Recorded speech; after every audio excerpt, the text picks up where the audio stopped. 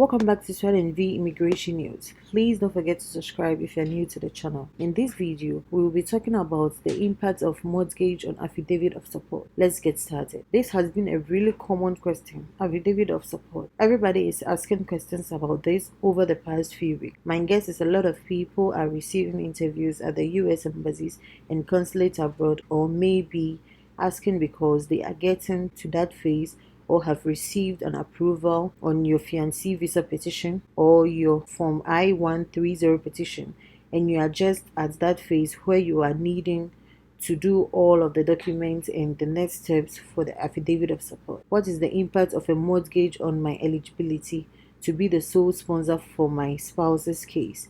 And how would a mortgage impact the case? Can I still be eligible? This is an interesting question. There was previously a form called I-944 that it was in addition to the affidavit of support, where immigration really wanted to see your debt as well as showing that you have the requisite income. So I don't know if that question is coming from that or exactly where this has originated. The other thing is, I'm not sure if individuals are trying to use their home as an asset, but in general, taking out a mortgage to purchase a home wouldn't necessarily negatively impact the affidavit of support. It can if you happen to use assets for the affidavit of support. So I want to kind of back up and put this in a little bit more context for the individuals who asked this question. For the affidavit of support, basically immigration is looking at the total income line on your taxes of the prior year to determine whether or not you are eligible to be the sole sponsor for the case, and they compare that amount to the poverty guidelines called from I-1864P, so they can compare your household size with that number. If you don't make enough, one of the things that you can do, because you can show that you have assets and one of the assets you can use is a home, the assets have to make up 3 times the difference.